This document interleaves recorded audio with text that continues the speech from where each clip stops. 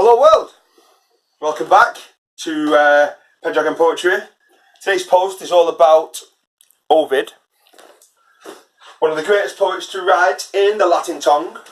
His time was about the Augustan period. He was one of Augustus's poets, so it's like just before the birth of Jesus kind of times.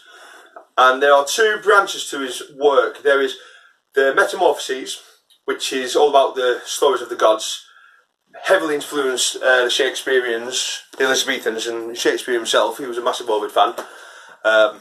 Venus and Adonis is a poem heavily drawn on sort of Ovidian mythology. And then you have the erotic poetry, which is actually some of the greatest poetry ever written. Not because it's like a bit sexy and everything, it just is, it's really good. So, there's two bodies of work, really, the two main bodies of his erotic poetry. There is the earlier Amores, which he wrote as a young man, which made him famous. And then there's the later The Art of Love, when he wrote about, his early middle age. And he's sort of, this time he's giving education to the kids of Rome, which subsequently led in part to his exile by Augustus.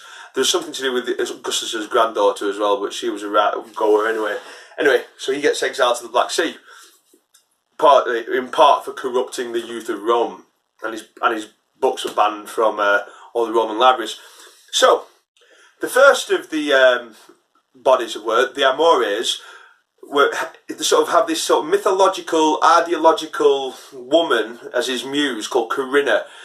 She's probably a mixture of his first wife and his mistresses at the time. He's sort of creating this muse woman. And there's one poem in particular which I really love, because it's all about them going to a dinner party, and her husband is there, and it's how they're going to sort of like conduct their affair during this dinner party, where Corinna has to sit next to her husband. So here we go. So, your man's going to be present at this dinner party. I hope he drops down dead before the dessert. Does this mean no hands? Just eyes? Any chance guest's privilege? Just to look, my darling, while he lies there with you beside him in licensed embracement, and paws your bosom or neck as he feels inclined. I'm no longer surprised at those centaurs for horsing around over some cute little filly when they were full of wine. I may not live in the forest or be semi-equipped as a stallion, but still I can hardly keep my hands to myself when you're around. Now listen, I've got some instructions for you. And don't let the first breeze blow them out of your head. Arrive before your escort. I don't see what can be managed if you do. But anyway, get there first. When he pats the couch, put on your respectable wife expression and take your place beside him.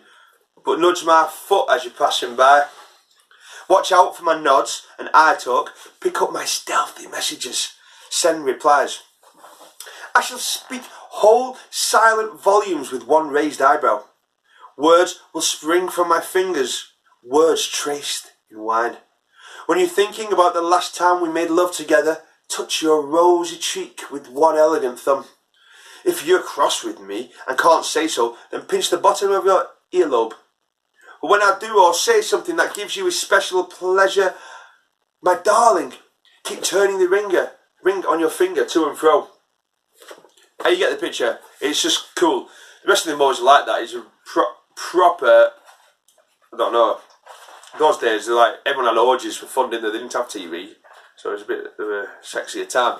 Right, we're now moving on to The Art of Love, which is, like I said before, his sort of didactic treatise to the youth of Rome, the young men of Rome, how to get laid in sort of dactylic hexameter.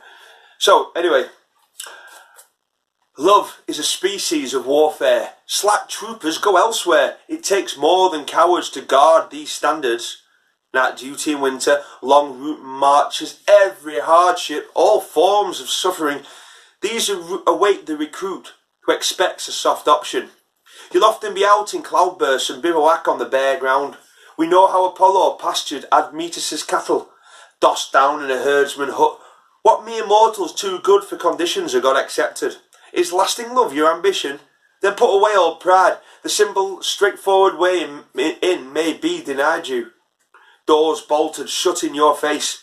So be ready to slip down from the roof through a light well, or sneak in by an upper floor window. She'll be glad to know you're risking your neck, and for her sake that will offer any mistress sure proof of your love. Leander might, often enough, have endured Heroes' absence, but swam over to show her how he felt.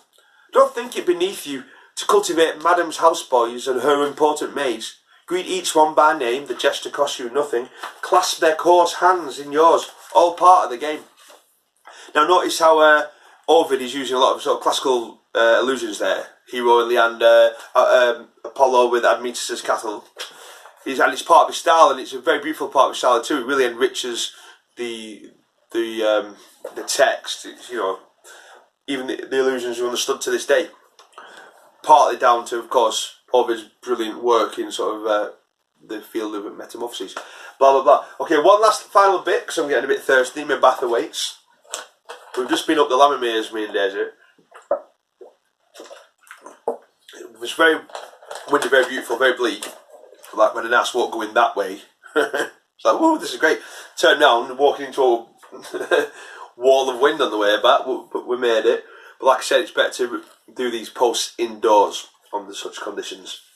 So, on Good Luck Day, if you're asked for a present, even by a slave, then give. The expense will be minimal. See that the maids too get a handout on their day, the day those girls were figged by some dressed up slavies. It pays, believe me, to keep in with the servants, especially those who watch her front door or bedroom entrance. Don't give your mistress costly presents, let them be small, but chosen with skill and discretion. At harvest time, when fields are full, bowls heavy, send round a basket of fruit. Say it come from your country estate, though you really bought it at some smart city shop. Give her grapes or the chestnuts to which Amaryllis was so devoted. No, not chestnuts, she's off them these days, much too cheap. And so on. Get the picture. And yeah, I thoroughly recommend reading through Ovid's work. And if you are a young gallant about town, you might even learn a few things from it. I definitely enjoyed picking up a couple of tricks in my misspent youth. So that's enough for me and Daisy for today. She's shattered. Sorry, Daisy. And yeah, if you like what we're doing, please subscribe to the post. You're welcome to sponsor us. We need to eat. We need to pay for his petrol to get out to the hills and all that. And yeah, see you next time. Ciao for now.